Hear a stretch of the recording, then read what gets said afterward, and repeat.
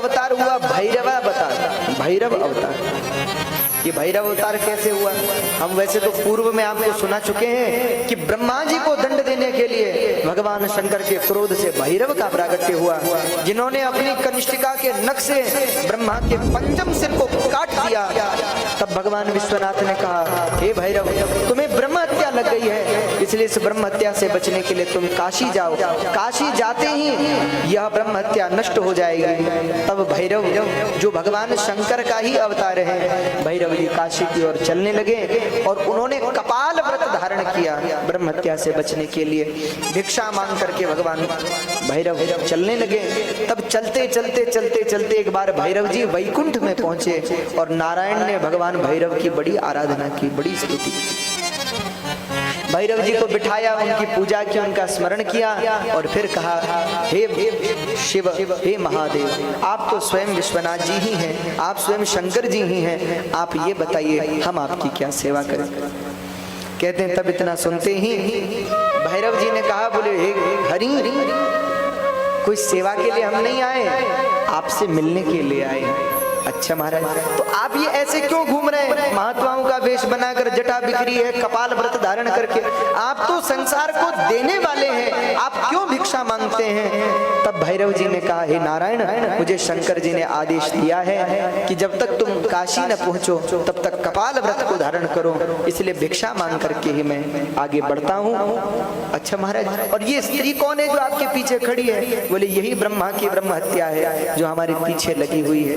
कहते हैं तब नारायण ने ब्रह्म हत्या से कहा, बोले हे ब्रह्म हत्या, क्या तुम नहीं जानती ये स्वयं शिव हैं, स्वयं भगवान शंकर हैं? अरे तुम इनको परेशान करना छोड़ो और वापस चली जाओ, जिनके दर्शन मात्र से लोगों का कल्याण होता है। हे ब्रह्म हत्या, तुम उन्हें परेशान कर रही हो, ये उचित नहीं है, लौट जाओ। कहते हैं तब ब्रह्म हत्या ने कहा, हे नारायण, मैं भी जानती हूँ कि ये स्वयं शिव है, इसीलिए इनके पीछे लगी। क्यों? जिनके चरणों की धूल बड़े बड़े देवताओं को प्राप्त नहीं होती, मैं उनके चरणों की धूल को अपने माथे पर चढ़ाकर इनके पीछे पीछे चलती हूँ, जिससे मेरा जीवन धन्य धन्य हो रहा है, कृतकृत्य हो रहा है। बस काशी तक मैं इनके साथ जाऊंगी, वहीं मेरी मुक्ति हो जाएगी, फिर मैं चली जाऊंगी। तो नारायण ने मुस्कुराकर कहा कि प्रभु, अब ये भी आपकी ही भक्त है, अब अच्छी है चाहे बुरी है, इसको भी लेके चलिए। तो भैरव ने वहां से विदा ली और भैरव जी चलते चलते चलते चलते काशी क्षेत्र में पहुंचे। और जैसे ही काशी में पहुंचे तो काशी में एक स्थान है जिसका नाम है कपाल मोचन। आपने अगर दर्शन किया हुआ, कपाल मोचन क्यों कहते हैं? ब्रह्मा जी का वो सिर जो भैरव जी के हाथ पर चिपका हुआ था और ब्रह्म हत्या भैरव जी को लगी थी, कहते हैं वहीं पर ब्रह्म हत्या का मोक्ष हुआ और वो सिर भैरव के हाथ से गिरकर नीचे गिर गए, यानी ब्रह्म हत्या दूर हो गई। भैरव आनंदित होकर नाचने लगे।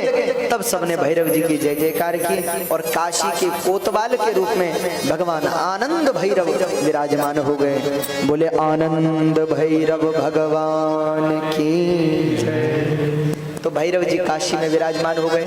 आज भी जो कोई मणिकर्णिका पर दर्शन करता है, विश्वनाथ जी का दर्शन करता है, भवानी का दर्शन करता है और फिर काल भैरव जी का दर्शन करता है, उस व्यक्ति के जीवन से ब्रह्म हत्यादि पापों का भी शमन होता है। और वहां इनको काल भैरव भी कहा जाता है। काल भैरव क्यों कहते हैं? बोले काल का भी जो मर्दन करने वाले हैं उन्हें काल भैरव कहते हैं। तो किसी पे मृत्यु जैसा भी बड़ा संकट आया हो, यदि वह व्यक्ति भी भगवान भैरव का स्मरण करे, उनकी आराधना करें, तो उनकी आराधना से महाराज काल का भी शमन होता है, काल भी नष्ट होता है। इसलिए भगवान को काल भैरव के रूप में पूजा है। बोले काल भैरव भगवान की। वैसे भैरव अनेक प्रकार के, भैरव जी की भी अष्टमूर्ति कहे गए, अष्ट भैरव कहे गए। चाहे आपके काल भैरव हो, आनंद भैरव हो, रुरु भैरव हो, हाँ आपके बटुक भैरव हो, इस प्रकार से अष्ट भैरव है जिनकी अलग अलग जगह पूजा की जाती है। तो भगवान भैरवनाथ काशी में विराजमान हो गए, काशी के कोतवाल के रूप में इनकी कथा है। इसके बाद